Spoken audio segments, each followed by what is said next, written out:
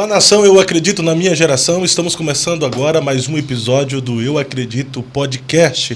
Você que já chegou em nosso canal, fique com a gente, se inscreva, ative o sininho de notificações, deixe o seu like para que a plataforma entenda que o nosso conteúdo é relevante e recomende para mais pessoas. Como todas as quintas-feiras, sempre temos aqui um convidado especial. Hoje não é diferente. Estou recebendo no estúdio do Eu Acredito Podcast o Padre Kelson, Padre Kelvin. Não, é o Padre Kelvin. Candidato padre. Não, gente. Ele é o Padre Miguel Felipe. Seja bem-vindo ao Eu Acredito Podcast. Muito obrigado, Fábio Santos. Agradeço muito o convite. É uma noite abençoada nós estarmos aqui para conversarmos um pouco, falarmos um pouco sobre a atualidade, sobre os momentos, sobre a Igreja Ortodoxa do Peru. Que igreja é essa? Da onde ela veio? A quem ela responde? Então, para mim, é um momento muito importante e eu agradeço hoje essa nossa conversa aqui. Obrigado pela oportunidade. Imagina, uma honra receber o senhor aqui, padre. Haja vista que eu conheci o senhor através de uma entrevista de um canal de jornalismo que é o UOL, e lá o senhor estava explicando um pouquinho a respeito da Igreja Ortodoxa do Peru no Brasil, falando se de fato o Padre Kelmo é padre, né? Porque surgiu aí que era um padre fake, um padre falso, e lá o senhor estava dando essa explicação. Eu achei bastante interessante nesse tempo que nós estamos vivendo, trazer o senhor aqui para esse bate-papo que eu tenho por certo que será muito agradável, edificante, e o senhor também vai compartilhar as suas experiências com a gente, que eu tenho por certo que vai agregar muito em nossas vidas. Amém. Muito obrigado por aceitar o convite.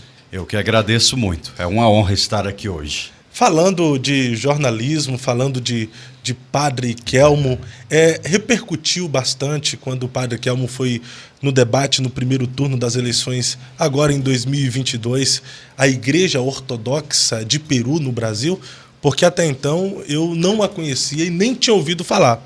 Foi a partir desse debate que surgiu essa denominação aqui para a gente no Brasil.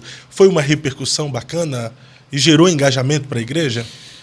Muito bem, Fábio, deixa eu explicar o que aconteceu, né? O Padre Kelmo, um belo dia, ele recebe uma ligação e ele é surpreendido, né, com essa candidatura à presidência da República. Nem ele sabia, nem ele esperava. E ele me ligou, me perguntou: olha, Padre Miguel, eu recebi essa indicação e agora eu não sei o que fazer. Eu falei: olha, padre, o senhor tem duas opções, uma delas aceitar e a outra não aceitar. Mas caso o senhor aceite, o senhor tem plena consciência que nesse período o senhor estará afastado das funções pastorais, né? Não é que ele deixou de ser padre, porque uma vez padre, no céu ou no inferno, a pessoa é padre. Nós acreditamos assim. Isso a Igreja Ortodoxa, assim como a Católica Romana, nesse aspecto, as duas têm a mesma visão, né, de que o sacerdócio, assim como o batismo, ele imprime na alma caráter indelével, isto é algo que ninguém pode tirar, é uma marca que ninguém pode tirar, é um sacramento que ninguém pode tirar. Mas quando o sacerdote ele faz essa opção de se candidatar, prudentemente, a igreja o afasta das funções ministeriais. Isso por quê? Para que a igreja não tenha responsabilidade naquilo que é dito ou feito pela pessoa nesse período, porque nós sabemos, Fábio, que exatamente há esse embate político muito forte, né? Se para nós, população, há esse embate, imagino para quem é candidato. Há um embate muito forte, né? Sim. Há uma coisa mais pesada ali, e ali a gente não sabe o que vai sair, o que vai ser falado. Então, como naquele momento o político acaba também ouvindo as orientações do partido, então a igreja prudentemente lançou aquela carta dizendo que ele estaria afastado das funções pastorais. É natural isso. Agora, referente à repercussão, o que eu pude perceber, né? Eu pude perceber exatamente que tem a mídia que sim, de fato é imparcial, houve os dois lados. Nesse aspecto, eu até parabenizo a UOL, porque não sei se fala a UOL ou UOL, não sei, porque cada um fala de uma maneira. É interessante essa duplicidade de linguagem, mas nesse aspecto eles ouviram a outra parte, mas houveram jornais que não quiseram ouvir a outra parte. Por quê? Porque não existe uma única igreja ortodoxa no Brasil, né? Não existe. Tem as igrejas greco-ortodoxas, tem as igrejas pré-calcedonianas, que nós chamamos de igrejas canônicas, porque elas provêm de patriarcados antigos, e tem as igrejas também autocéfalas, autônomas, que não dependem dessas igrejas mais antigas, mas que mantêm a sucessão apostólica, que mantêm a tradição da igreja, e, consequentemente, houve uma outra igreja ortodoxa que lançou uma nota explicando que o padre Kelmo não pertencia a eles. Isso causou em si uma enorme confusão. Por quê? Eu achei até que, em determinado momento, aquela carta foi um pouco tendenciosa, ou também, de certa forma, um proveito para aproveitar a mídia ali que estava acontecendo e chamar a atenção para si. E essa igreja ortodoxa, eu acredito que ela teria o direito de esclarecer, né? Mas, ao mesmo tempo, eu senti que houve um pouco de tendência na carta. Essa ali. carta foi prejudicial à Igreja Ortodoxa de Peru no Brasil? Em um primeiro momento foi. Eu não estava acostumado, e como eu sou, nesse momento, o vigário episcopal, eu respondo. Então, o que estava acontecendo, Fábio? Naquele momento eu passei mal, confesso para você. Eu passei mal. Foi assim, uma pressão muito grande, eu nunca tinha visto isso na minha vida, e veio essa carta exatamente naquele momento em que um outro grupo político, que era a oposição, aproveitou aquela situação e começaram a publicar que ele era padre falso. Então, o padre Kelmo não é um padre falso, o padre Kelmo não é um padre fake, ele pertence à Igreja Ortodoxa do Peru, é uma instituição séria, né, que tem e mantém a sucessão apostólica que foi transmitida através da Igreja Malankara da Índia, que é uma igreja histórica que provém do apóstolo São Tomé, trazido também do cristianismo da antiga Síria. E a Igreja Malankara tinha um metropolita chamado Moisés Gorgum, e era um metropolita, um bispo dessa igreja, que depois foi criada uma igreja autônoma na França. E a Igreja Malankara enviou o metropolita Moisés Gorgum, mais 2 metropolitas, para sagrar um bispo chamado Mor Filipe Miguel. Padre, o senhor está falando metropolita aqui e eu estou fazendo confusão. O que é metropolita, pelo amor de Deus? Ah, sim. Então, vamos lá, vamos traduzir para o brasileiro. Isso é bom, isso é bom.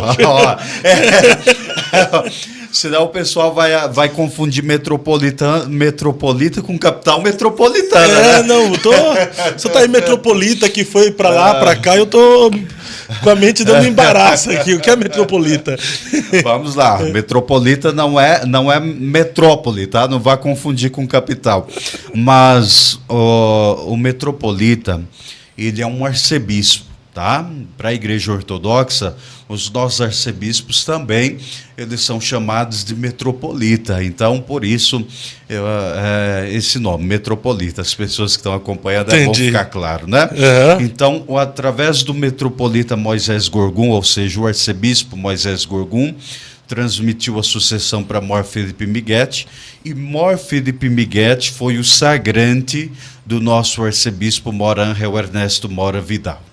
Então, ali criou-se a Igreja Ortodoxa do Peru, uma igreja autônoma, mas a apostolicidade provém do apóstolo São Tomé até os dias de hoje. dando essa continuidade apostólica. Então, a nossa igreja é uma igreja filha da Igreja Ortodoxa Malankara da Índia, que foi uma das igrejas mais importantes na era cristã. Por que diz Igreja Malankara, viu? Por isso que nós dizemos tradição canônica sírio-ortodoxa Malankara. E aí muitos não entendem. E aí é que eu digo que a carta daquela outra igreja ortodoxa, naquele momento, ela foi tendenciosa, porque eles não nos permitiram explicar o nosso lado. Eles lançaram o lado deles, querendo dizer que o padre Kelmo seria um padre falso. Eu não entendi muito bem naquele momento qual era o motivo de tanta raiva dele, de tanto ódio, sabe? Nós percebíamos religiosos com ódio dele, assim, aquela coisa, e nós orando, intercedendo, nós vimos ali algo muito bonito, que de repente eu passei mal, fiquei doente. Foi uma sexta-feira assim que eu achei que eu iria desmaiar. Mas, de repente, foi uma coisa tão sobrenatural, assim, ali é aí que entra a providência de Deus, né? Quando vê o servo sofrendo, o servo padecendo. Aí veio a providência de Deus e, de repente, começou a aparecer pessoas que nós não conhecíamos, pessoas que nós nunca tínhamos visto, e essas pessoas começaram a dizer: Padre, nós estamos com vocês. Pessoas que eram petistas, olha só, pessoas que eram petistas, dizendo: eu não comungo da questão ideológica do padre, mas o que estão fazendo com ele é uma covardia. Nós estamos com vocês. Então o mal veio para o bem, né? Foi, naquele momento eu vi. E aí houve um advogado lá de São Paulo, o Dr. Michel Riache. É um homem muito devoto também, um homem assim que, as poucas vezes que eu conversei com ele, são palavras sábias, acertadas, um homem de fé, que já acompanha o Padre Kelmo há 10 anos, porque o Padre Kelmo, a luta dele pela vida, a luta dele contra o aborto, a luta dele contra a ideologia de gênero nas escolas, não é de agora, já tem um bom tempo. Ele fez parte de um outro movimento chamado Liga Cristã, não é de agora. Então o doutor Michel falou assim: Padre Miguel, se acalme. Eu falei: mas doutor, olha o que está acontecendo, olha o que estão falando. Ele falou: Padre, se acalme, isso aí Deus está preparando, vai ser para um bem maior, o senhor vai entender o que eu estou dizendo. E nós vimos esse bem maior quando pessoas que eram de um partido, que era o PT, de esquerda, as pessoas mandando: Padre, olha, isso é uma covardia, isso que estão fazendo com ele é uma covardia, é um desrespeito, não estão deixando vocês falarem. E então, assim, nós vimos o agir de Deus ali, nós vimos a manifestação de Deus, a providência de Deus acontecendo. Pessoas que nós nunca tínhamos visto, pessoas que nós não nos encontramos jamais, mas através daquelas pessoas, elas mesmas começaram a tomar a nossa dor ali e também contribuir conosco. O propósito é maior, e eu acredito que o propósito nos une. Ainda que, por exemplo, eu conheci o senhor através disso, porque quando eu vi lá no UOL, o senhor até disse aqui que o UOL foi imparcial nessa questão. Eu não acho que foi tão imparcial não, porque te interrompeu em algumas falas, principalmente quando o senhor estava explicando qual era a igreja ortodoxa, e eles de forma cínica foi te interrompendo dizendo: mas ele é padre ou não é? Que não queria saber a respeito da igreja, só queria saber sobre a informação do sacerdócio do Padre Kelmo, se ele era ou não era. E outras coisas que a gente vê, a imparcialidade, a parcialidade do jornalismo UOL sendo favorável a um determinado candidato. Por exemplo, os institutos de pesquisas que são colocados lá são apenas os institutos que favorecem a um candidato. Aí nós temos outros institutos de pesquisas que mostram, e não são institutos falsos ou fakes, pesquisas fake. Tem o Instituto Veritá, que foi o instituto que mais acertou no primeiro turno, e eles não colocam lá no UOL. Tem o Brasmet, alguma coisa assim, me fugiu da memória, também, que está colocando ali o Bolsonaro com uma porcentagem acima ou além do outro candidato. Então, eles só colocam aquilo que convém e que favorece os seus candidatos. Agora, mesmo se a gente entra lá no UOL, existe uma lista só contra a um candidato e favorável a outro candidato. Então, eu penso que existe sim uma parcialidade do UOL, ainda que o senhor disse que nessa questão houve uma imparcialidade. No sentido, Fábio, veja bem, existe um jornal lá na Bahia chamado Farol da Bahia. Esse jornal foi a causa de todo o problema, tá? Por quê? Porque havia uma senhora ali que ela conheceu o trabalho do Padre Kelmo na Ilha de Maré. E esse jornal foi o primeiro a publicar que ele não seria padre. Por quê? Porque imagine, eu vou procurar o pastor da Assembleia de Deus, aí eu pego e chego ali na Igreja Deus e Amor e falo assim, olha, aquele pastor ali, ele é pastor da tua igreja? Aí a liderança ali da Igreja Deus e Amor fala assim, não, ele não é pastor. Aí eu chego lá e falo assim, ele é um pastor falso. Mas eu não fui lá na Assembleia de Deus, só para você entender, eu estou fazendo aqui uma conexão para nós entendermos o início do problema, tá? Então, o que acontece? Como não existe só uma igreja ortodoxa no Brasil, eles foram em uma catedral de uma determinada igreja lá em São Paulo e falaram assim, bateram lá e falaram, olha, tem um padre assim lá na Ilha de Maré, ele é padre aqui? Aí a igreja falou, não, esse padre não é padre aqui. E aí eles foram lá e publicaram a matéria, né? Eles não foram procurar o próprio padre a qual igreja ele pertencia, eles não foram procurar na fonte. Eles quiseram exatamente dar essa ambiguidade. Mas isso o padre não era ainda candidato a nada. Ele era somente alguém que estava na luta contra o aborto, contra a ideologia de gênero, dentro dos valores cristãos.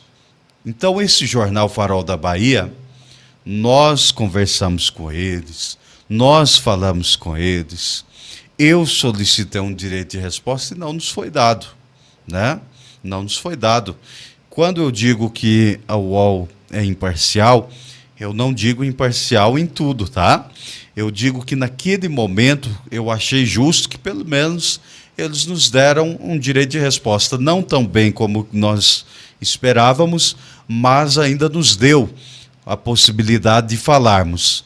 E quando ela diz, padre, nós só queremos saber se ele é padre ou não. Porque o que acontece? No Brasil, não importa se a outra igreja ou se a outra concorda ou se não concorda, a partir do momento que a pessoa pertence a uma instituição e essa instituição tem um religioso que o título dele é padre, então, para a justiça brasileira, ele é padre. Gostem ou não, a pessoa é padre. Agora, claro, a nossa igreja, quando nós falamos dela, tem um histórico apostólico, tem um histórico desde o apóstolo Tomé até aqui, né? Então, nós explicamos isso para diferenciar, mas naquele momento foi até compreensível a forma da pergunta, mas o importante é que ali houve a possibilidade de nós esclarecermos e aquela situação gerou um bem maior. Padre, a Igreja Ortodoxa ela é co-irmã da Igreja Católica? Como é que funciona? Sim, porque a origem apostólica ela é a mesma, vem dos apóstolos, né? Então, houve ali a Igreja de Antioquia pelo apóstolo Pedro e Paulo, houve a Igreja em Jerusalém, que é a primeira igreja cristã do mundo, que foi o apóstolo Santiago que instituiu, a igreja na Grécia, ali em Corinto, também foi o apóstolo Paulo que instituiu, e também Santo André, o apóstolo André, e assim sucessivamente. Então, como a fé é muito próxima, a origem apostólica, os 7 sacramentos, as tradições são muito próximas, embora a questão litúrgica haja algumas diferenças, mas são co-irmãs. Mas qual é a diferença? É que a hierarquia ela é diferente, né? A Igreja Ortodoxa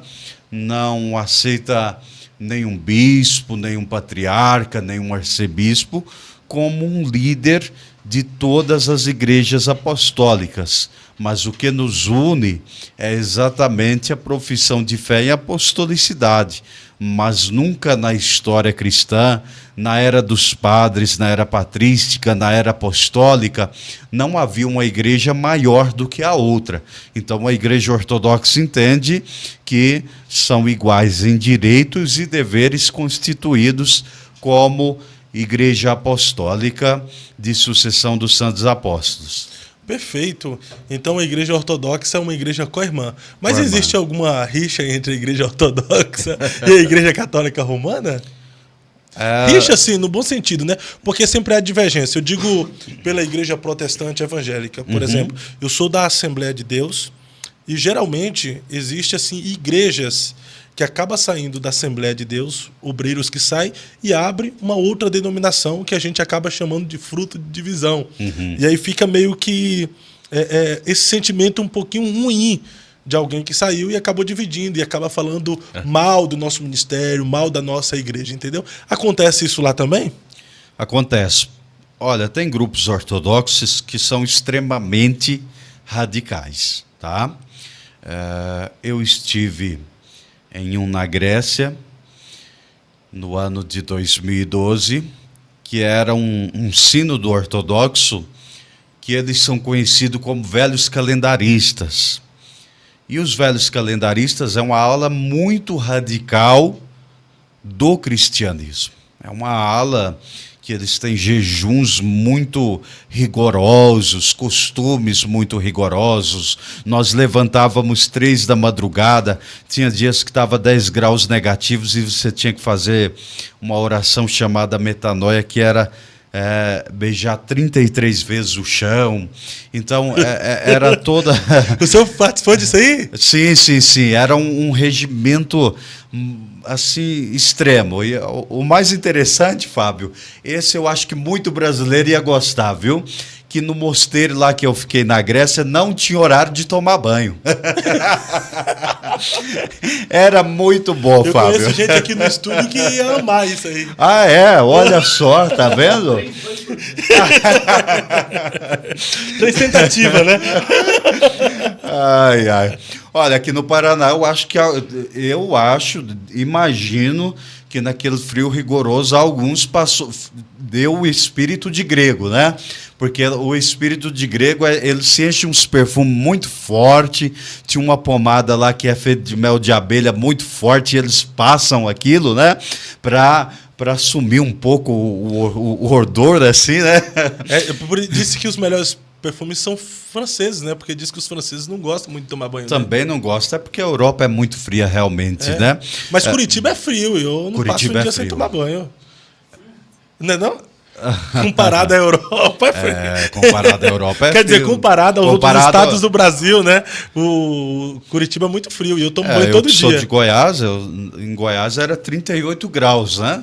38 graus na época do calor. E imagine, né? Houve uma época lá em Goiás também que eu andava bastante de batina, então era muito calor, muito calor. Mas voltando ali, então esse grupo mais radical, boa parte dos batismos aqui do Brasil eles não aceitam, porque eles é tríplice imersão na água.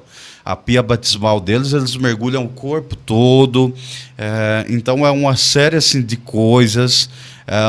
Existe ainda esse grupo lá na Grécia? Sim. Esse grupo é um grupo ortodoxo muito numeroso. É mesmo? Sim, é um grupo ortodoxo muito numeroso, porque na Grécia tem 2 grupos, de velhos calendaristas e do novo calendarista. Oficialmente, o novo calendário é a religião oficial do Estado da Grécia, né?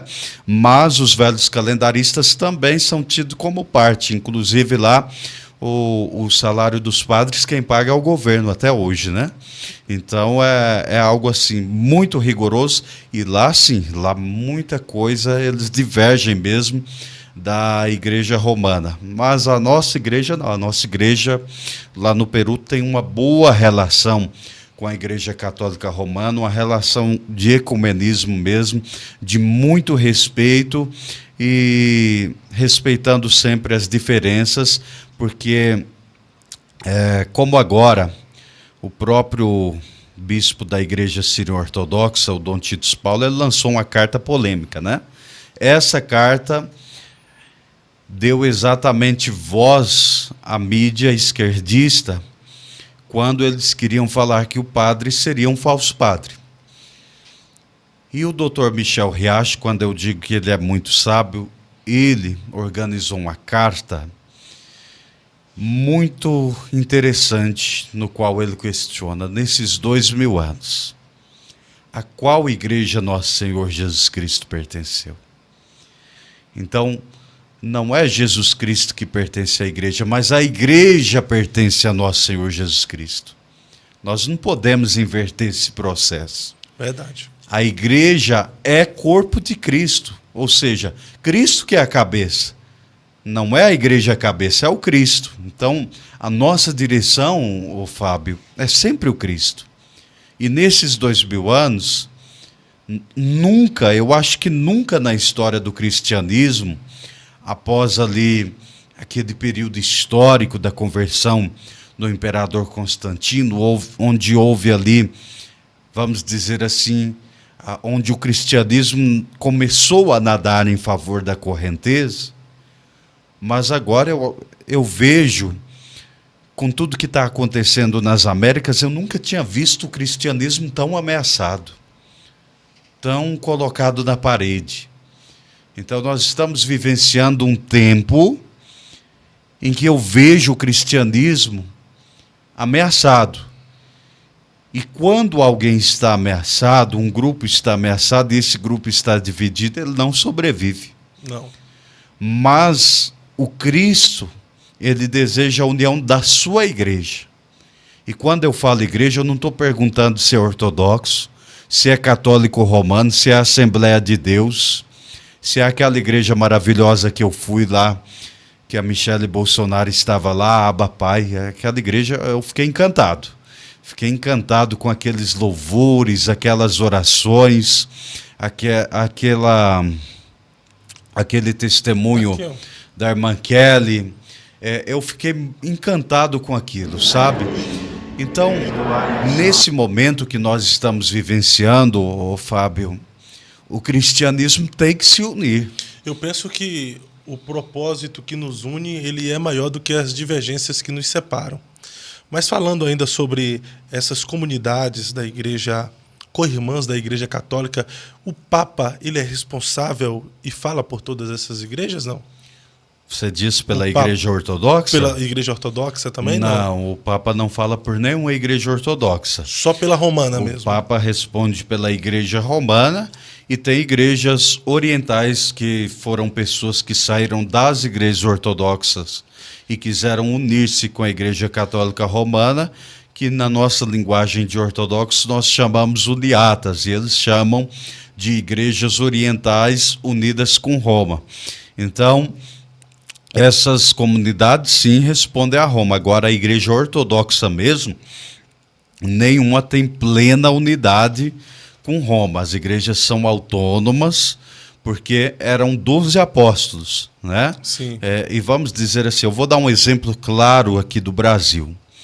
É como se nós tivéssemos o Brasil e os estados. Vamos supor, o Ratinho Júnior, governador do Paraná, ele não tem como interferir lá em Goiás. Não. E nem o governador lá de Goiás, que é o Caiado, vir interferir no Paraná.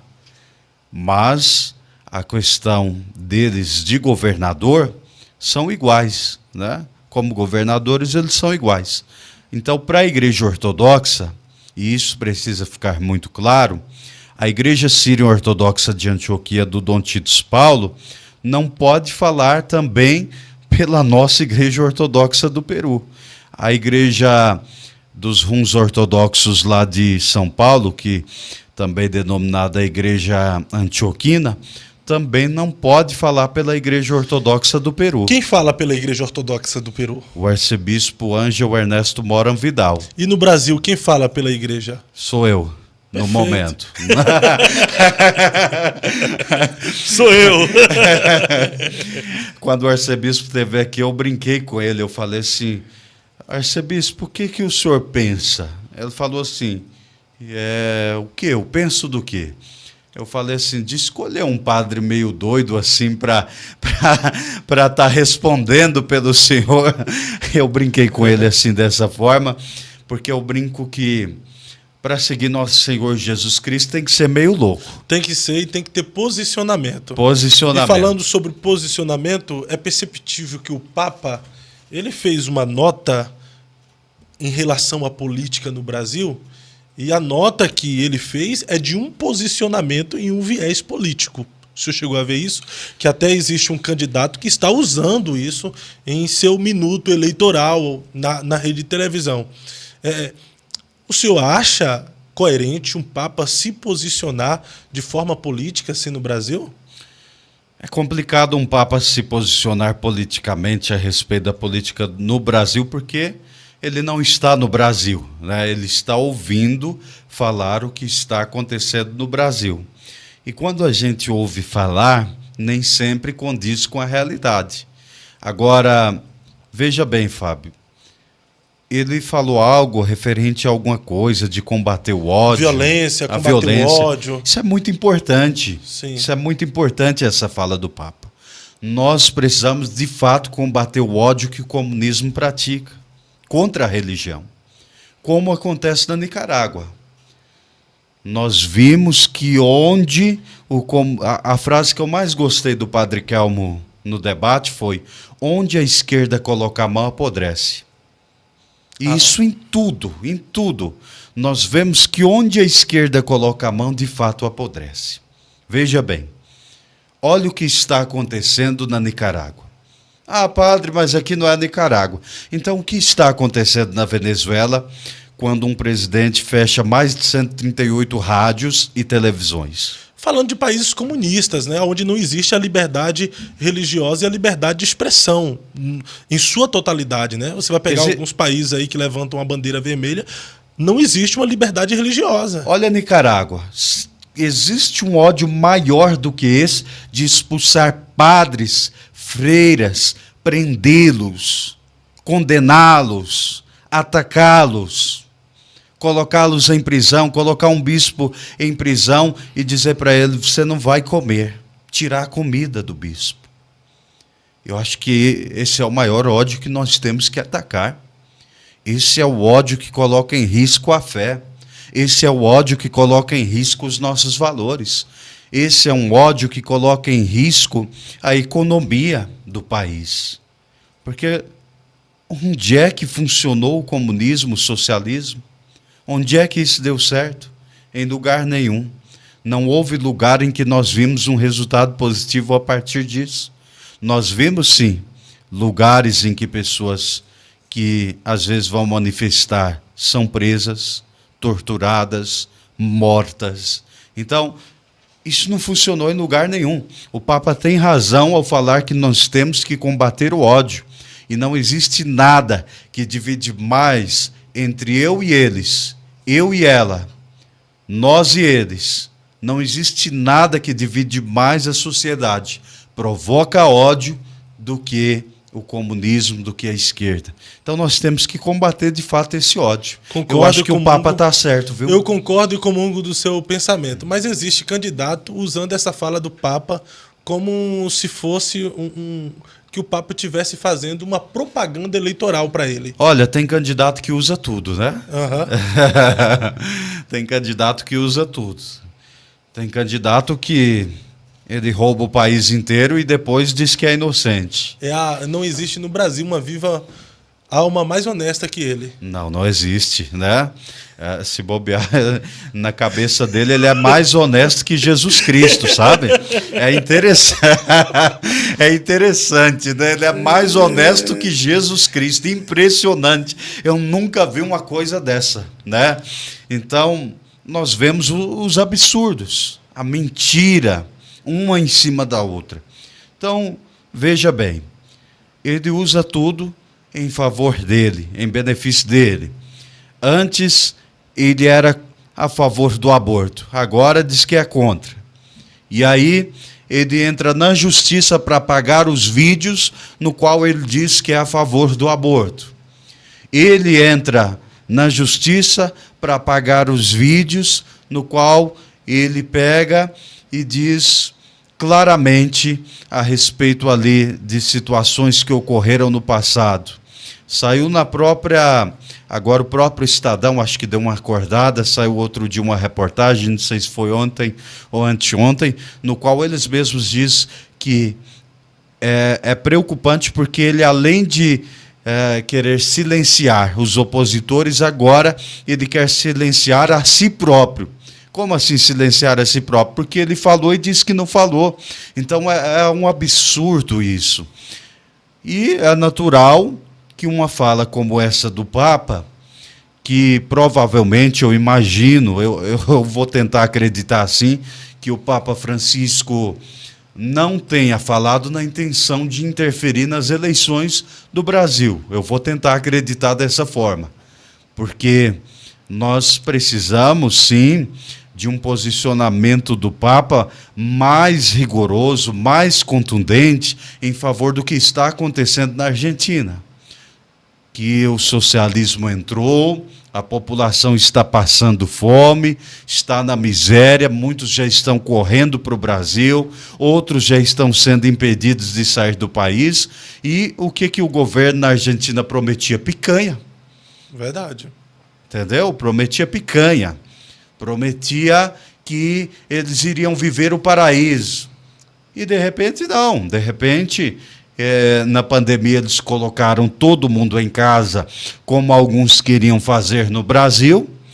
Ao invés de pegar a pandemia, trabalhar com os devidos cuidados, uso da máscara, distanciamento social, mas que as atividades continuassem para evitar a miséria no país. Alguns não quiseram isso, fizeram de tudo para que isso não acontecesse, e ocorreu que na Argentina, como era um governo de esquerda, aquilo foi muito mais rigoroso. E aí nós vimos a catástrofe que está acontecendo.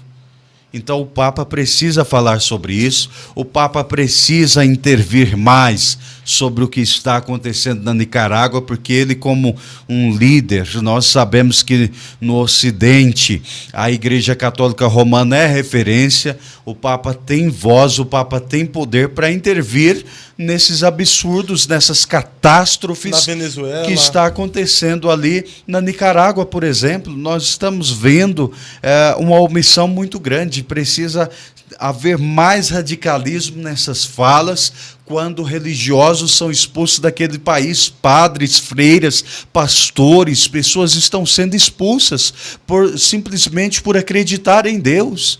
Porque o Deus dessa gente, Fábio, isso precisa ficar muito claro, o Deus da esquerda é o governo. O Deus da esquerda é o governo. Então, nós vemos hoje um presidente que, graças a Deus, ele se prostra diante de Deus, uma primeira-dama que eu vou te contar agora. Falando nisso, na primeira-dama, o senhor teve com ela aqui, né? Olha... Tem vídeo, tem foto do evento. Como é que foi esse encontro seu? Tu até orou por ela, né? Orou com ela, né? Oramos sim. Orou com ela. Como é que foi esse momento com a primeira-dama?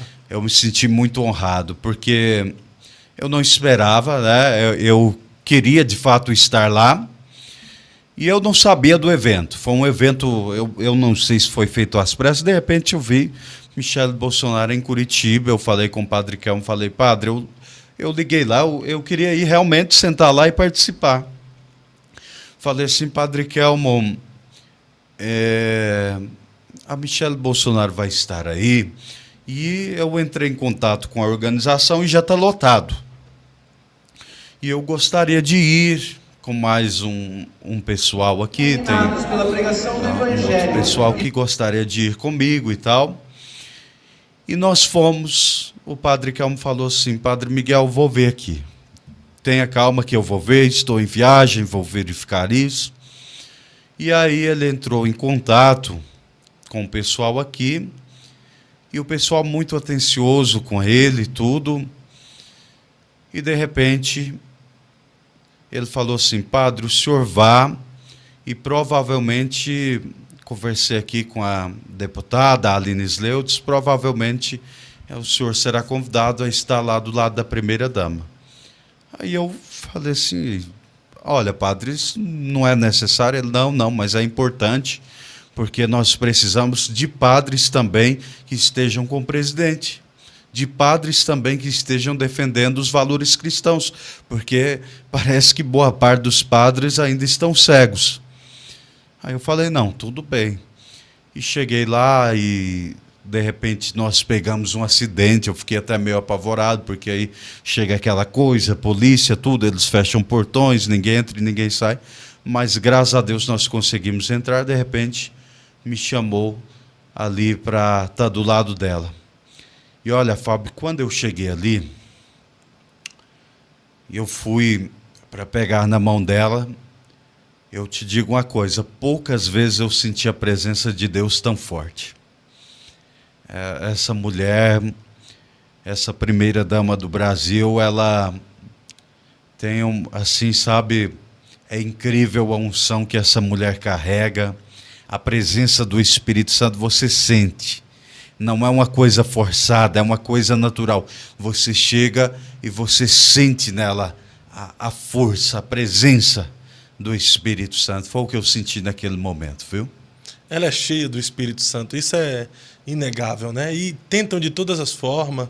Eu acredito que Bolsonaro ainda está de pé por causa das orações dessa mulher. Com certeza. Ela, de fato, é cheia do Espírito Santo. É cheia, como ela diz, o meu marido é cheio de imperfeição, cheio de erro. Mas eu busco a Deus, eu vivo uma vida de oração e eu tenho feito uma cobertura espiritual e eu acredito muito nisso. Nas falas dela, dá para sentir Deus, dá para ver Deus na vida. Ainda bem que nós temos uma primeira-dama aqui no Brasil que é cheia do Espírito Santo. Imagine se em todas as nações tivesse uma primeira-dama assim, cheia de Deus, cheia do Espírito Santo. Como precisa. Isso incomoda o inferno, viu? Incomoda. Porque essa mulher aí, olha, sem querer atacar outras religiões, ela trouxe à tona situações que ocorreram nos outros governos. Ela dizia que a cozinha do Planalto era consagrada a demônios. Hoje está sendo consagrada a Deus. O Bolsonaro, ele vai na ONU, ainda que ele tem os erros dele, mas a fala dele, o pronunciamento dele na ONU é dizendo Deus, Brasil acima de tudo, Deus acima de todos, dizendo que o governo dele foi estabelecido dentro de um versículo da Bíblia: conhecereis a verdade e a verdade vos libertará. Então nós temos hoje um presidente, uma primeira-dama, que dá testemunho a respeito da Bíblia, dá testemunho a respeito de Deus. Então o inferno, de fato, luta para com o presidente da nossa nação. Perfeito não é, nenhum homem vai ser perfeito. E nós não queremos uma pessoa perfeita, nós queremos um presidente que venha governar a nação com equidade, com justiça, olhando para todas as pessoas e buscando direito para essas pessoas, buscando fazer com que a nação vá bem, vá avante, cresça economicamente, tenha uma boa gestão na saúde, tenha uma boa gestão na agricultura, tenha uma boa gestão em todas as áreas, falando do governo. Nós queremos um presidente para isso, mas ele enfrentou nessa gestão pandemia, está enfrentando uma guerra, enfrentou oposição dentro do Congresso Nacional, enfrentou oposição dentro do Senado, enfrentou oposição dentro do STF. Parece que todas as potestades, todos os principados, todos os príncipes das trevas, todas as hostes espirituais da maldade contra um governo que colocou o Brasil acima de tudo, Deus acima de todos, e trabalhou dentro de uma temática: conhecereis a verdade e a verdade vos libertará. Essa primeira-dama não se envergonha do Evangelho de Jesus a ponto de falar em mistério, falar em línguas estranhas em público, empregar o Evangelho, dizer que é inconformado com a situação do Brasil. Em qual época da nossa nação nós vivemos isso na espiritualidade? Agora, o que me choca e me deixa até estarrecido é saber que, dentro da pesquisa do IBGE, nós somos 86% da população brasileira que se declaram como cristãos ou se declara como simpatizante da fé judaica cristã. Se somos 86%, e o Lula saiu na frente no primeiro turno, e conforme alguns institutos de pesquisa, ele está na frente agora no segundo turno, isso quer dizer que tem muito cristão votando em partidos com ideologias malignas, perversas e doutrinas de demônios. Existem muitos que dizem que são de Cristo e é favorável ao aborto, é favorável à ideologia de gênero, é favorável ao casamento homoafetivo. Nada contra o cara querer casar, mas ser favorável a ter isso como lei a ponto de ser como uma imposição. Por exemplo, chegar na sua paróquia e dizer eu sou um casal com um outro rapaz, eu quero casar na sua... Não posso porque é contra os meus valores. Não tem, porque senão tu é homofóbico e tu pode ser preso por causa disso. Então o problema não é o casamento homoafetivo, é a imposição que eles querem fazer. Entendeu? Aí não tem como saber que tem 86% da população brasileira que se denomina e se declara como cristão e é simpatizante da fé judaica cristã e é favorável a essas bizarrices, a essas aberrações, sem contar que é de fato um bandido que foi condenado em 3 instâncias, não foi inocentado, ele está sendo descondenado por um tempo para concorrer às eleições, mas ainda será julgado. É um cara que sai da prisão, vem como candidato e está correndo o risco de presidir a nação. Exatamente, é muito complexa a situação, mas nós precisamos entender o porquê disso, né? O porquê que tantos cristãos, sendo cristãos, ainda apoia um bandido descondenado. É porque no Brasil, em tempos passados, houve um movimento revolucionário dentro das faculdades. E desse movimento também veio possamos dizer, uma infiltração na teologia. Porque de onde saem os teólogos? De onde saem os teólogos? Das faculdades, das universidades. E, consequentemente, houve uma infiltração de uma teologia chamada teologia da libertação. Hoje, a teologia da libertação é camuflada, chamada de movimento Fé e Vida. Então, nós vemos aqui que são todos temas politizantes. Só porque esse politizante ele sempre pende para a esquerda. Ou seja, eles pegaram uma teologia, desceu a divindade de Cristo, reduziu Cristo a Karl Marx e fez dele um lutador de classes. Sumiu a natureza divina, sumiu o senhorio de Jesus, ou seja, é pior do que a heresia de Ario e Nestório da era patrística. É muito pior, é muito mais grave, porque quando Ario, quando Nestório, eles praticaram a heresia ali nos primeiros concílios da igreja, eles erraram em um quesito de fé. A teologia da libertação, não. A teologia da libertação, ela desce todo o conteúdo de fé, reduz Cristo a um lutador de classes e transforma o demônio no rico, transforma aquele que emprega pessoas em demônio.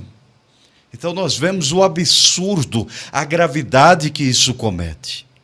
E isso foi levado para onde? Para dentro das igrejas. Não é à toa que nós vemos padres, pastores, filiados a partido que apoia o aborto, que tem lá na sua Constituição a aprovação do aborto, da ideologia de gênero, assim sucessivamente. Então, outro dia eu até achei muito interessante, uma coisa que eu nunca tinha visto na minha vida, uma pastora que ela coloca lá no Facebook dela, viu, Fábio? Desse jeito aqui, eu nunca tinha visto isso na minha vida, gente. Pastora socialista não sei o quê. Eu já vi essa aí também. Gente... É um absurdo. Eu não sei onde nós vamos parar. Então, veja, são pessoas que elas foram doutrinadas dentro da universidade, dali elas saem para ser padres e pastores e saem doutrinados. e leva isso para o púlpito, para o altar, leva isso para a pregação, para a homilia, e assim sucessivamente. Então, pega todo o conteúdo da palavra de Deus, reduz ele, todo o conteúdo, toda a divindade, toda a espiritualidade que ali estiver, eles conseguem contorcer, fazer um contorcionismo da palavra de Deus e reduzir a uma luta de classes, a colocar, a dizer que o pobre é mais importante para Deus do que o rico, quando na verdade não é. Para Deus não importa se a pessoa é pobre, se é rico, se é mais moreninho, se é mais branquinho, se tem o cabelo loiro, se tem o cabelo ruivo, se tem o cabelo mais enroladinho, se tem o cabelo mais espichadinho. Deus não está preocupado com isso. Deus está preocupado com pessoas. Ele não ama se você tem mais dinheiro, se você tem menos dinheiro. Ele ama pessoas, ele escolhe pessoas. E uma vez eu estava fazendo uma pregação de rua, Fábio, e até uma pessoa que tem uma orientação diferente, nós temos que falar assim porque hoje em dia tudo dá processo, mas uma pessoa que tem uma orientação diferente, ela perguntou assim: o que o senhor acha? O que o senhor acha? Como que o senhor me vê?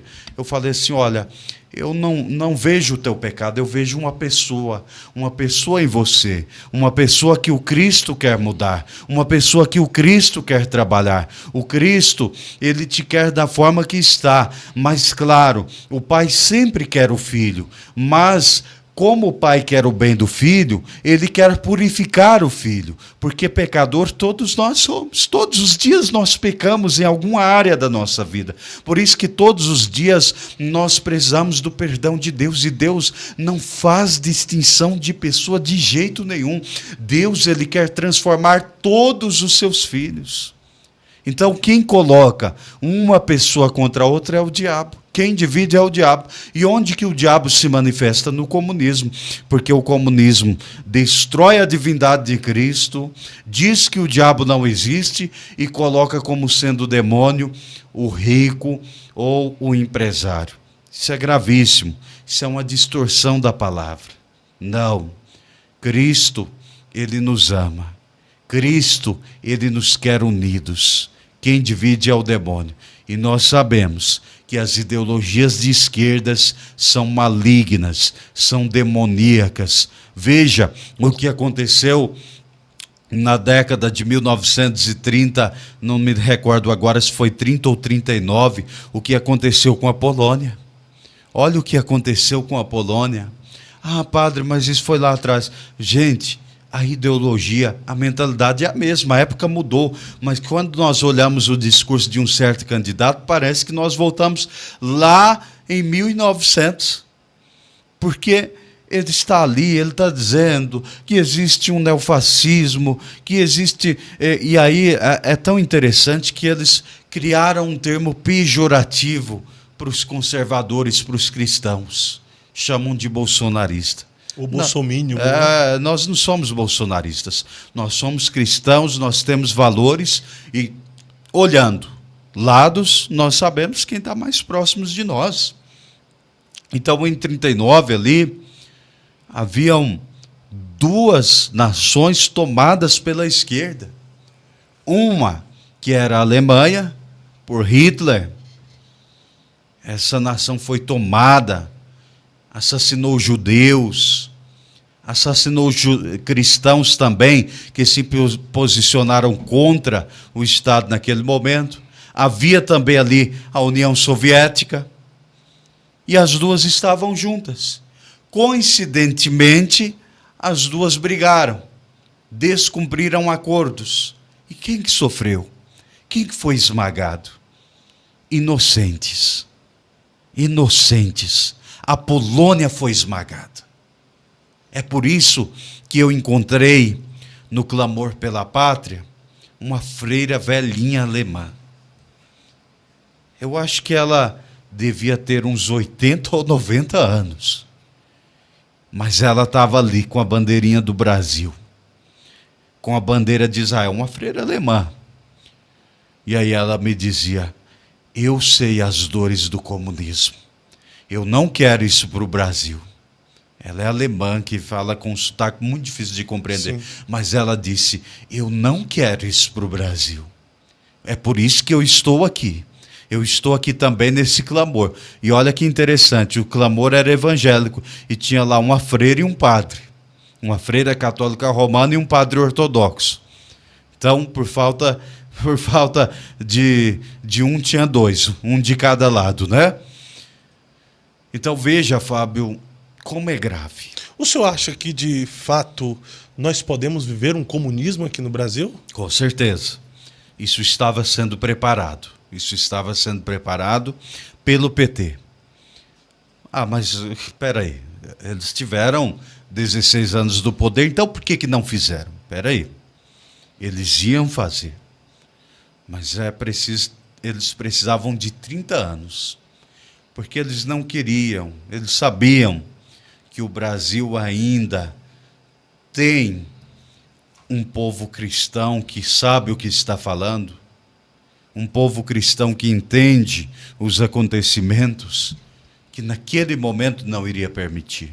Então imagine se de repente eles quisessem impor o comunismo e o povo não aceitasse. Poderia ter até uma guerra civil. Então, qual era a ideia? Qual era o programa? O programa é você preparar as crianças. Você tem que doutrinar as crianças. Por isso que é muito interessante para a esquerda a questão da escola integral. Porque quando você tem uma escola integral, você também automaticamente está tirando as crianças dos pais, da educação Sim. dos pais. O educador se torna o Estado. Tanto é que foi mudado o nome de professor para educador. Eu discordo dessa mudança. Professor, educador é pai e mãe. Sim. É pai e mãe que tem que educar. Nós não podemos tirar essa responsabilidade, porque aí depois a própria escola não consegue suprir e joga nas mãos do pai e da mãe de novo. Isso é um problema que a sociedade criou. Como o Brasil ele é deficitário nisso, e não tem competência para isso, como em alguns outros países, então criou-se um problema ainda maior.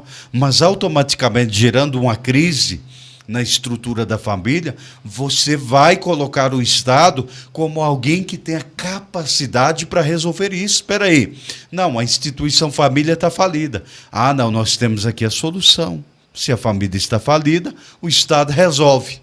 Então, nesse interim, os professores já foram doutrinados na universidade e eles vão transmitir essa ideologização nas escolas. É a doutrinação desde a infância. É a doutrinação desde a infância. Então, consequentemente, aos 30 anos, a pessoa já está totalmente com a mente feita. Eu tive o relato de um venezuelano outro dia, ele falou assim, padre, a minha mãe, ela viu a desgraça, a miséria, e na última eleição, antes de vir para cá, ela ainda votou no Maduro. Porque a cabeça ela é feita de tal maneira que a pessoa começa a entender e achar que o problema desculpa a expressão, da desgraça do país se torna os Estados Unidos. E é o que acontece com Cuba também. Exatamente. As pessoas acham que toda a miséria e toda a desgraça que está acontecendo no país cubano, tanto quanto o país venezuelano, é os Estados Unidos que está oprimindo o país. Mas não é. É o governo ditador que está presidindo a nação. E eu acredito que isso aqui no Brasil está acontecendo e parece que Bolsonaro acabou interrompendo aquilo que eles esperavam. Está acontecendo já nesses dias atuais que nós estamos vivendo. Então, acredito que, se o Lula assumir agora as eleições, o mais rápido possível, ele vai querer ajeitar as coisas para, de fato, transformar o nosso país em um país comunista, em um país que tem até uma imagem bonita, né? Porque você ouvindo falar sobre socialismo, assistencialismo, ajudar, igualdade para todos, é lindo, é bonito, mas é só poético.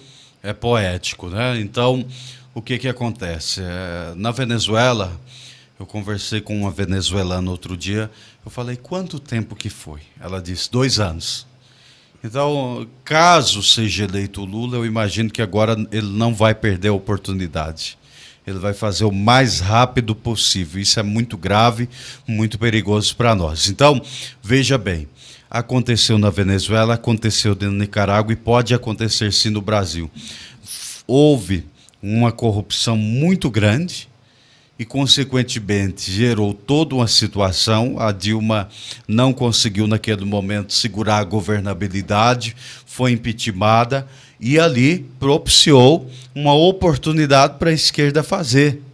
Mas, consequentemente, padre, mas espera aí. O Bolsonaro poderia ter feito e não fez, agora ele quer fazer. Calma aí. Nós vimos um governo que não fez nem sequer a transposição do Rio São Francisco, que gastou bilhões. Eles não fizeram. E teve 16 anos para fazer, teve 16 anos para fazer. E nós vimos um governo que, infelizmente, ele pegou aí um momento grave da história, que foi essa maldita pandemia. 2 anos a prioridade era resolver a pandemia e a preocupação com a economia, né? Além de resolver a situação da pandemia, vacinação, cuidar do povo brasileiro, muitas mortes acontecendo não só aqui, mas em todo o mundo, a mídia batendo, um monte de gente se intrometendo no governo, querendo que o presidente trabalhasse conforme ele... Já imaginou se o Bolsonaro trabalha conforme as pessoas querem que ele trabalhe? Na verdade, o que as pessoas queriam era que o governo não desse certo. É isso. Isso que eles queriam, isso para eles seria o máximo, seria muito interessante. E para eles, quanto mais mortes seriam melhores. Isso que é o mais grave. É um grau de psicopatia. Nós temos que entender que o comunismo ele gera um grau de psicopatia enorme, que em nome da causa vale tudo. Vale inclusive você roubar o país. E aí, de repente, nós vemos mais absurdos ainda, que algumas palavras para algumas pessoas, para algumas mídias, algumas palavras são mais graves ser falado do que aquele que roubou a nação inteira, do que aquele que cometeu o maior escândalo de corrupção, que foi o Petrolão, aquele que liderava todo esse histórico. Então, naquele momento, nós vimos que, de repente, sumiu, desapareceu todas essas acusações. Aí que está essa situação grave, Fábio. É aí que as pessoas precisam compreender, conscientizar que estas eleições, eu tenho falado isso onde eu vou, estas eleições é um verdadeiro plebiscito. Para onde nós queremos ir como nação? Que caminho, que rumo? Você que está acompanhando aí agora, eu tenho certeza que tem muita gente acompanhando. Você que é pai, você que é mãe, você que é cristão, que caminho você quer?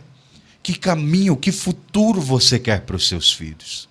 Você que é mãe, você já deve ter visto o relato de outras pessoas dizerem assim: eu não sei o que fazer com meu filho, porque ele está nas drogas. É isso mesmo, porque ele está nas drogas. E nós vimos que esse mesmo que roubou a nação, que foi condenado na Lava Jato, esse mesmo, ele está sendo cobrado e pressionado para legalizar já a maconha assim que assumir o governo. Então, para onde nós queremos ir como cristãos? Você que é cristão de verdade mesmo, para onde você quer ir? Que caminho você quer percorrer? Nós temos que olhar para a Nicarágua, onde cristãos estão sendo perseguidos. Temos que olhar para a Coreia do Norte, onde a religião é proibida. Temos que olhar para a China, onde padres são expulsos, prendidos, tendo que celebrar missa em galpões escuros, em garagens escondidos. Para onde nós queremos ir? Que caminho nós vamos percorrer? Será que nós vamos percorrer o caminho da China, o caminho da Venezuela, o caminho da Nicarágua, da Coreia do Norte, de tantos países? Nós vemos que a Rússia, olha o que acontece na Rússia. Mas a Rússia é próspera. Sim, porque ali, mesmo sendo um governo que tem uma herança da União Soviética, mas a economia não funciona dentro dos termos comunistas ali, dentro dos termos socialistas. O presidente da Rússia, ele não é nem um pouco bobo, ele sabe que isso não funcionou em lugar nenhum, mas tem uma prática que ele herdou da União Soviética comunista. Que prática que é essa? Você não pode criticar o governo, porque você vai preso, você vai para a cadeia. Nós vimos jornalistas que falaram assim, agora eu vou para o paraíso, eu vou para a Rússia. Quando chegaram lá, Fábio, eles mudaram completamente a visão, só porque isso não é divulgado no Brasil. É a censura, né? É a censura, porque eles chegaram lá, começaram a criticar o governo, para onde eles foram parar? Estava estudando sobre isso e tem muitos jornalistas que estão presos. Presos? Porque ficou como um ataque ao governo russo, né? Infelizmente, isso não está acontecendo apenas lá na Rússia, está acontecendo em muitos países de viés esquerda. O senhor falou aí, essa sua fala foi bastante importante, que ainda que a Rússia venha de um viés esquerda, mas a sua economia não é socialista nem comunista.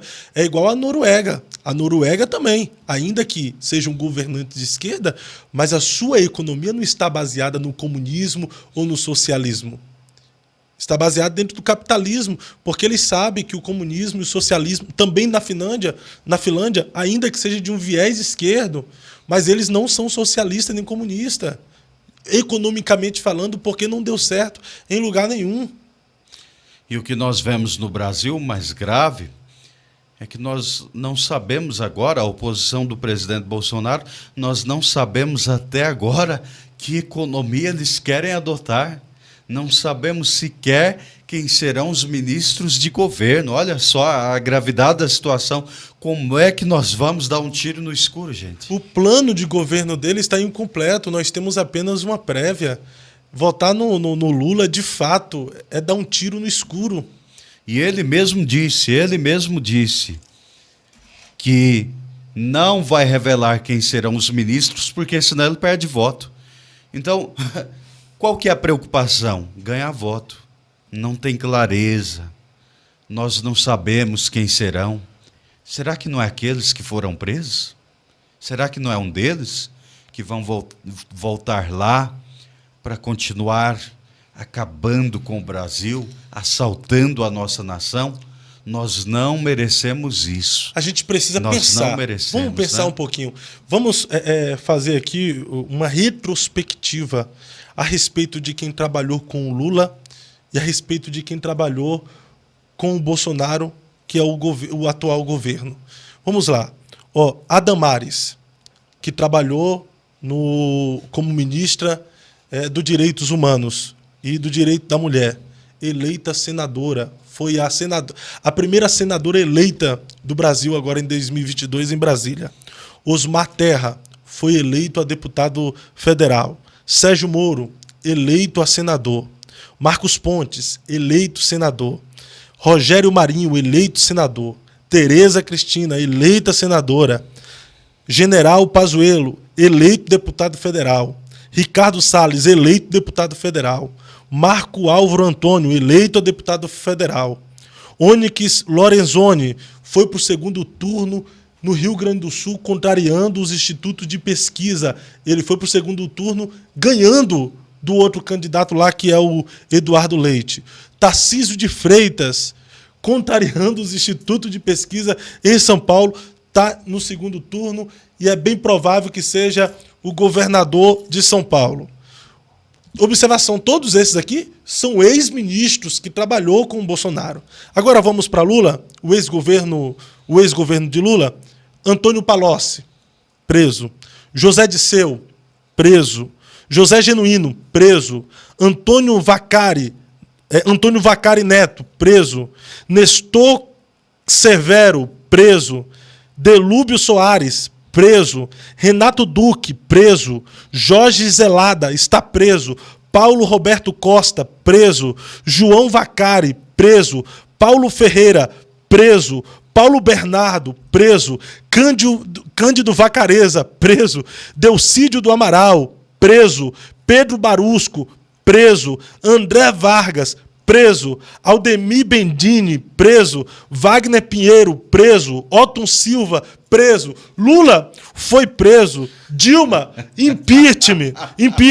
Haddad, segundo turno, e é considerado o pior prefeito de São Paulo. Pelo amor de Deus. Gente, vamos pensar, Dá tempo, né? Dá tempo. Estamos aí a alguns dias das eleições, algumas horas, dependendo do tempo que você for ver esse corte aqui. Dá tempo de decidir pelo certo.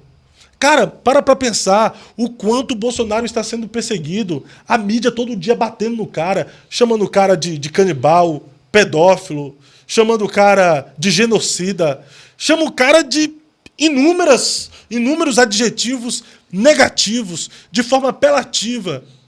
E a mídia, ultimamente, só elogiando Lula. Não aponta as atrocidades do passado, os esquemas de corrupção, não fala que ele foi o chefe da maior quadrilha que o Brasil teve. Por causa do Lula, o Brasil ficou conhecido como a nação mais corrupta de todos os tempos. Vamos pensar, pelo amor de Deus. Vamos tirar um governo que está dando certo. Minha mãe dizia que em time que está ganhando, não se mexe. O time está ganhando. O Brasil está indo bem. Tem algumas coisas para ser... Tem algumas falhas. Tem alguns erros. Tem. Mas, pelo amor de Deus, vamos voltar ao desgoverno do PT, ao retrocesso. Você sabe quanto foi desviado da educação? Foram mais de 200 bilhões de reais. Da saúde. Só da saúde. 241 bilhões. 241 bilhões de reais desviado da saúde. Isso sim é um genocídio, né? Isso sim é um genocídio. 241 bilhões de reais. Para onde foi esse dinheiro? Nós sabemos para onde foi, né? Mas, queridos, dá tempo. Dá tempo de você mudar. Dá tempo de você convencer aquela pessoa que está indecisa, que ainda não sabe para quem vai votar. Nós precisamos convencer essas pessoas, mostrar que o presidente da República tem sim os defeitos, tem, mas eu gostei lá no dia da Michele, ali na igreja Abapai, o governador aqui do Paraná, o Ratinho Júnior, falou uma palavra muito acertada. O presidente não está lá para falar bonito, não. Porque tem gente que fala, o presidente fala grosso, essa coisa. E ele disse, o presidente não está lá para falar bonito. O presidente está para fazer. Isso. E nós vimos que o presidente Bolsonaro está fazendo. Mesmo com pandemia, nós ainda estamos, agora que o país está começando a pisar no acelerador, mas nós vimos que ele fez. Em plena pandemia, nós vimos asfaltos sendo feitos, pontes que estavam há anos paradas sendo feitas, sabe? Nós vimos melhora, nós vimos nele esforço que ele está fazendo com a alma. Então, queridos, dá tempo ainda de você ajudar a convencer aquelas pessoas que estão indecisas. Há quem diz, padre, que o Bolsonaro não fez nada. E existem muitas verdades que o Bolsonaro fez que as pessoas querem esconder da população. Esses dias eu até postei algo ali, alguém falou, me fala 3 coisas que o Bolsonaro fez e me convença a votar nele. Existe aqui, Bolsonaro criou o Auxílio Brasil de R$600, beneficiando 21 milhões de famílias de baixa renda, substituindo o Bolsa Família, que era apenas R$161. Vamos lá. O valor de 600 do Auxílio Brasil será mantido em 2023 se o Bolsonaro for reeleito. Existe uma propaganda eleitoral do candidato da esquerda dizendo que vai acabar após ele ser eleito. É mentira. Vai manter. Paulo Guedes, ministro da Economia, já afirmou que esse valor será mantido. R$600. Já ajuda. Eu sei que as coisas estão caras, mas não é só no Brasil. Aí tem gente que quer comparar os dias de hoje com o passado. Ia no mercado eu enchi o carro. Mas, cara, isso há 15 anos atrás, velho. A gente atualiza, as coisas ficam caras, as coisas mudam. E tem que olhar o seguinte, você ia no mercado, eu com R$50 enchi o carrinho. Mas quanto que era o salário mínimo? Quanto era? Faça a porcentagem, tá? Você tem que fazer essa conta aí. Quanto que era o salário mínimo? O salário mínimo era 1.000 e poucos reais? Não. Então, claro que você não vai encher mais o carrinho com R$ 50, que as coisas vão mudando, a inflação, as bolsas de valores, tudo vai alterando. Mas o Bolsonaro reduziu o desemprego a 8,9%, levando o país a bater recorde histórico de 100 milhões de trabalhadores empregados. Bolsonaro ampliou o auxílio gás com o valor de 110, beneficiando 5,6 milhões de famílias. O governo Bolsonaro foi o que mais reduziu impostos na história do país, com o objetivo de reduzir os preços da gasolina, do gás, alimentos, energia elétrica e outros itens. O governo Bolsonaro pagou o auxílio emergencial durante a pandemia no valor de 600 e 1.200 para famílias chefiadas por mulheres. Vale a pena ressaltar aqui que o governo de Cuba, na pandemia, estava pedindo auxílio da população em vez de dar auxílio para a população. Eles estavam querendo ser auxiliados pelas pessoas, em vez das pessoas serem auxiliadas. Imagina isso. Aí Bolsonaro comprou vacinas no mesmo dia em que foi autorizado pela Anvisa, no dia 17 de janeiro de 2021, e distribuiu 500 milhões de doses à frente de países como Japão, Austrália e Coreia do Sul. Bolsonaro criou o Pix, que está tirando milhões de reais das mãos dos banqueiros e beneficiando o povo. Bolsonaro deu 33% de aumento ao piso salarial dos professores. Bolsonaro entregou mais de 1,2 milhões de casas para populares através do programa Casa Verde Amarela. Gente, só pesquisa sobre os feitos do governo Bolsonaro. E não fique nessa ignorância, sendo deixado levar pela essa mídia esquerda que falam inverdades a respeito do governo Bolsonaro. E nós precisamos. Eu quero falar com você que é cristão agora. Preste muita atenção. Nós vimos durante todos esses dias algo que passou desapercebido. Olha só. Imagine você que é pai e tem uma criancinha. E ela fala assim, você está num ambiente público, e ela fala, pai, vou no banheiro. Mas imagine que esse banheiro seja unissex. Tá? Esse banheiro seja unissex. Será que você vai deixar a tua filha ir sozinha no banheiro? Você vai ficar tranquilo? Segundo o jornal A Gazeta do Povo, olha só. Segundo o jornal, há poucos dias, o ex-presidente Lula disse o seguinte, que era coisa do demônio essa invenção do banheiro unissex. Mas essa conversa, ela é tão mentirosa, Fábio, porque o próprio jornal Gazeta do Povo afirma que o banheiro unissex foi testado em São Paulo quando o vice de Lula, que se diz católico, o comunista Geraldo Alckmin, quando ele era governador de São Paulo, ele fez o teste lá em São Paulo do banheiro unissex. Isso é uma vergonha. Isso é uma vergonha um cristão apoiar uma coisa dessas. Isso é uma vergonha, isso é perigoso para a nossa sociedade. Nós não podemos admitir mais isso. Nós não podemos retroceder, porque nós estamos vendo que o presidente Bolsonaro é uma barreira contra o aborto, uma barreira contra a ideologia de gênero, uma barreira contra o comunismo. Nós não podemos, nós que somos cristãos, precisamos nos unir agora e apertar 22 lá na urna. Não pode ser de outra maneira. Gente, eu nunca falei abertamente em quem eu iria votar, nunca, mas agora esse ano não tem jeito, nós não podemos cometer o erro. Eu já fui militante petista. Já foi?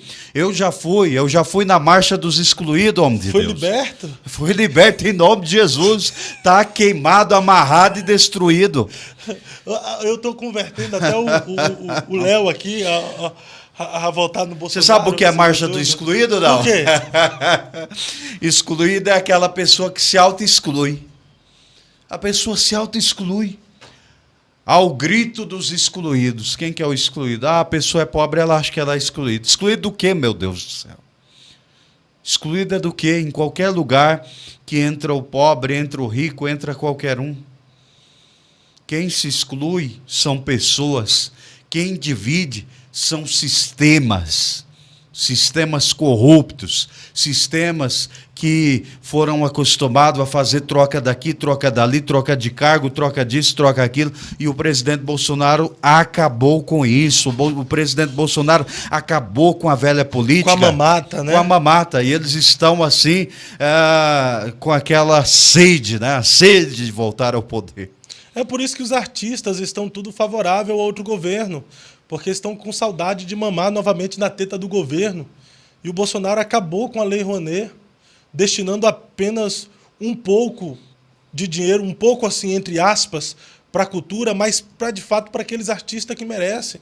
Artistas famosos que já ganham fortuna de dinheiro fazendo show, não tem necessidade de ganhar dinheiro para incentivar a cultura. Quem tem que ganhar é o camarada que está tocando na rua ali, buscando ser reconhecido no seu trabalho. É o artista de rua que está buscando o reconhecimento, não quem já tem um nome consolidado na mídia. Agora eu vou falar a verdade para o senhor aqui, viu? Essa culpa eu não vou carregar. Eu também. Eu não vou carregar. Se o Brasil afundar nas mãos de Lula, eu terei a minha consciência totalmente limpa. Eu terei a minha consciência, porque a minha parte eu fiz, votando, incentivando as pessoas a votarem certo e trazendo à tona verdades a respeito de quem é o Lula, de quem é o PT e o que eles fizeram no passado.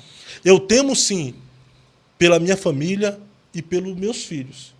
Mas se acaso o Lula ganhar, que eu espero que não, porque existe um espírito de mentira e de encantamento, de engano nessa nação e está repreendido em nome de Jesus. E eu faço uma oração de olhos abertos aqui, eu espero que o Senhor confirme com amém.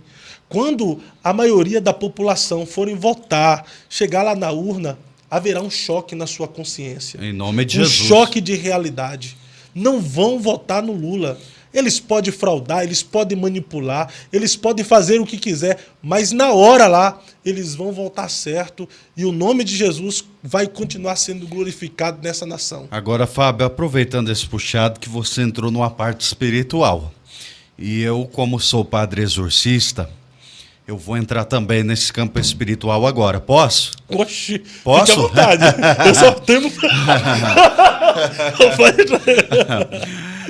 Eu nunca esqueci, eu vou te contar uma história agora muito interessante. Uma vez eu fui em um estúdio de uma rádio, não vou citar a emissora qual é, e eu cheguei lá, a hora que falaram, o padre exorcista chegou e tal, o padre exorcista tá aqui, aquela coisa, né? O povo tudo curioso. Aí, de repente, a moça que estava lá na sonoplastia olhou para mim e falou, ô moço, mas você não vai fazer esse negócio aqui, né? Eu acho que ela devia ter assistido o filme da Emily Rose, viu? Aquilo ali é terrível. Mas olha, voltando aqui nesse assunto que é muito importante, Fábio. O país está numa opressão espiritual. Eu respeito todas as religiões, tá, gente? Eu respeito. Mas a verdade tem que ser dita. Cristianismo é cristianismo e somente cristianismo. Água não se mistura com óleo. O cristianismo, isso independente de igreja, o cristianismo não dá para fazer ecumenismo com certos tipos de vertentes. Eu já vi padre fazer missa que tem lá uma pessoa de outra religião lá junto, aí tem junto também o pastor, e aí o pastor faz a oração, o padre faz a oração, e vem o outro que faz aquelas danças lá, né? Eu acredito que você deve saber do que eu estou falando. O público também está ciente já do que é. Então, vocês vão entender o que o padre vai dizer agora. Nós vimos um candidato que entrou nesses lugares que praticam o ocultismo e ali fez entrega. Agora, quem disser que o mal não habita ali está enganado. É aí que mora o perigo, que eu volto ali onde eu disse da doutrinação nas faculdades, da teologia da libertação. Porque a teologia da libertação pratica o desconstrucionismo da fé. Isto é, eu afirmo que o mal não existe, o mal está na minha cabeça. O mal é o rico que oprime o pobre. Então, vem essa ideologia marxista e aí há muitas situações de religiões que tem ali o diabo como centro e quem não tem a visão espiritual não consegue entender o que nós estamos falando aqui agora. Muitas religiões que têm o diabo ali como líder e alguns que estão lá dentro às vezes não sabem que é isso, Fábio, isso que é grave. Às vezes a pessoa está lá dentro e não sabe. Mas nós vimos um certo candidato que várias vezes foi lá fazer entrega. Sim. Entrega da própria alma. Olha só que opressão nós estamos vivendo. E nós vimos um vídeo que depois foi censurado de uma pessoa de uma religião luciferiana e essa pessoa dizendo que eles estavam todos envolvidos em um único trabalho. Para quê? Para que determinada vertente política fosse eleita. Então eles sabem, inclusive, que o mal tem poder, sim, de intervir, de cegar as pessoas, de intervir em resultados. O mal tem poder, sim. É por isso que eu quero convocar você, cristão. Olha, eu estou saindo daqui, sabe para onde que eu vou, Fábio? Eu vou para o monte, não tem jeito não. Vou para o monte, vou levar a bandeira do Brasil, não tem jeito. Ou nós nos unimos agora, oramos, jejuamos, quando esse povo que se chama pelo meu nome se humilhar e orar e buscar a minha face, então voltarei o meu rosto para eles. Então, queridos, o tempo é agora. O tempo da igreja unir em oração é agora, dobrar os joelhos é agora. Eu fiquei até emocionado, eu estava indo para a nossa igreja, eu passei na porta de uma outra denominação ali, Fazenda Rio Grande. Eu achei tão lindo que eles colocaram bandeira do Brasil de fora a fora nas grades ali. Posso falar o nome? Não tem problema, será? Não. Foi a Assembleia de Deus Missão. Olha, parabéns para a Assembleia de Deus Missão aí, de Fazenda Rio Grande. Eu amei aquilo lá. Lindo mesmo, vocês estão de parabéns, é isso mesmo. Igrejas, assembleias, a Igreja Ortodoxa do Peru, outras igrejas também, nós estamos unidos nesse propósito. Ô padre, só para a gente caminhar para o final aqui, o senhor então acredita também que além de uma guerra ideológica, uma guerra partidária política, nós estamos, além dessas guerras, em uma batalha espiritual muito grande, né? Ah, com certeza. Nós vimos em 2018 uma tentativa de assassinato a um homem. Nós estamos vendo a tentativa de um assassinato da reputação de um homem. Nós vimos que o padre Kelmon, ele tentava justificar, ele mostrava documento e para eles não adiantava. Porque tem algo muito maior que está em jogo, muita gente não sabe disso. Está em jogo, nós estamos no meio de uma guerra espiritual. Porque a nossa vida, Fábio, todos os dias é uma guerra espiritual. As pessoas podem não perceber, Tem dias que a pessoa acorda, às vezes, e ela diz assim, meu Deus, hoje que ninguém fala é atravessado comigo, não é assim? Verdade. Então, quer dizer, ali já tem um mal espiritual agindo. O mal espiritual dominando. Então, na vida política não é diferente. Nós vimos que o cristianismo ele sempre esteve ali. Tem gente que fala assim, política e religião não se misturam. Eu não sei onde inventaram, isso eu posso chamar de heresia. Porque quem organizou a estrutura política foi o cristianismo. Sim. Quem organizou a estrutura de sociedade, estrutura de universidades, foi o cristianismo. Os escritores mais antigos eram os judeus, depois cristãos, que escreveram a própria Bíblia, que unindo todos esses livros da história do povo de Deus, uniu a Bíblia. Pegando até as dispensações das gerações da humanidade, nós temos inocência, Jardim do Éden, consciência, entramos no governo humano. Exatamente. Patriarcal, lei e graça. Mas teve o governo humano, então isso está dentro da Bíblia. Daniel foi estadista, José foi governador, nós vamos pegar Esdra também, foi um grande estadista. Enfim, Neemias, nós vamos ter diversos políticos na Bíblia. E olha, nós vimos que Deus tinha o propósito de governabilidade de José do Egito, mas o que ele passou... Nós poderíamos, eu não estou se eu estiver cometendo uma heresia que me corrija, eu vejo o presidente Bolsonaro o José do Egito.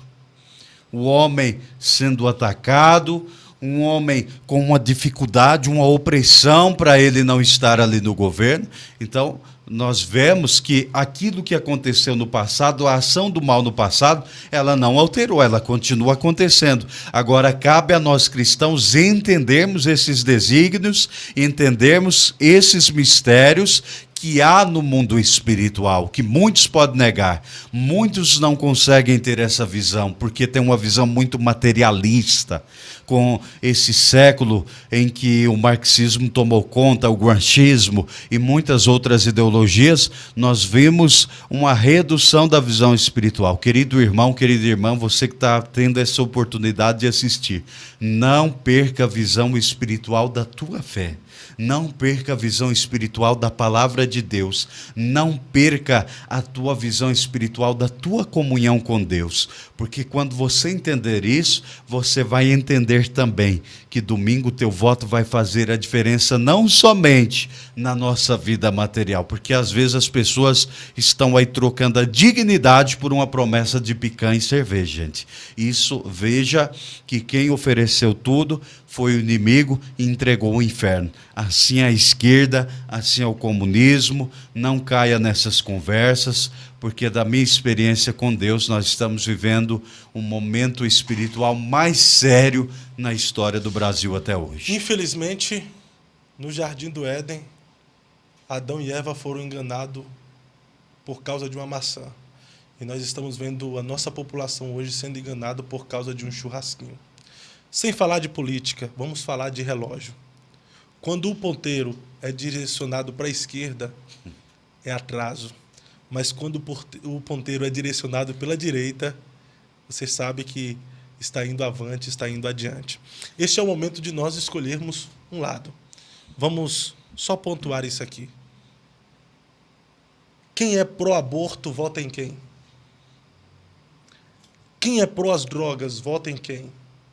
Quem é pró-ideologia de gênero, vota em quem? Quem é pró a corrupção, vota em quem? Os traficantes, os maconheiros, vota em quem? Quem vota no PT de Lula, de duas uma, ou não conhece o cristianismo e os valores que Cristo pregou, ou não conhece o comunismo. Faça a sua escolha. Padre, muito obrigado por sua participação aqui no Eu Acredito Podcast. Foi bastante produtivo. Espero que o senhor volte outra vez, porque a gente entrou aqui no assunto e não saiu, né? Olha, eu vou ter que voltar mais vezes. Vai ter que voltar pra gente. Ainda mais, eu posso mostrar aqui? Pode sim. Olha, depois disso aqui, eu volto aqui quantas vezes for preciso, viu? Fogo na Brasa, gente. Procura aí, oficial Fogo na Brasa no Instagram. Tá vendo? É Olha o nosso só. Parceiro aqui. Nossa, mas que delícia. Tá Toda de parabéns, quinta-feira traz um prato especial pra gente. Você também que tem o interesse de fazer e produzir seu podcast, ainda tem espaço aqui na TV Fusão, Léo? Tem? Tem sempre dá um jeitinho? Você que deseja, é de Curitiba e região e deseja fazer o seu podcast, você vem com a ideia, o estúdio já está preparado. Procura aí no Instagram, TV Fusão ou Fusão TV e entre em contato com o pessoal aí, que ele vai fazer um precinho bacana para você colocar em prática o seu projeto. Padre, mais uma vez, muito obrigado.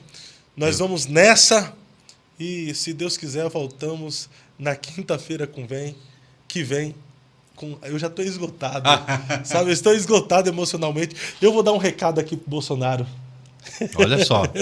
Eu vou dar um recado aqui. Bolsonaro, pelo amor de Deus, velho. Ganha essas eleições. Ganha, cara. Eu não aguento mais todo dia ter que ficar brigando, ter que ficar te defendendo, falando bem de você, falando mal do outro candidato. Eu não aguento mais todo dia nas redes sociais tentando convencer alguém em votar em você. Por favor, ganha essas eleições. Nunca te pedi nada. Fábio, posso só falar uma coisa? Amanhã eu vou estar ali na Rua 15 pedindo voto para o Bolsonaro, aqui em Curitiba, na Rua 15 de Novembro. E eu quero convidar você. Gente, vou dar uma palhinha aqui. Não brigue com o seu parente. Não brigue com o seu vizinho. Convença ele. Convença ele com amor, olhando nos olhos. E a gente não precisa inventar nada. Só falar a verdade só mostrar os fatos. Mas vamos cada um convencer um. É 22 nesse domingo, dia 30. Eu tenho certeza que nós vamos dar o grito da vitória em nome de Jesus. Volta aí, confirma, 22 é Bolsonaro. Até a próxima! Na minha geração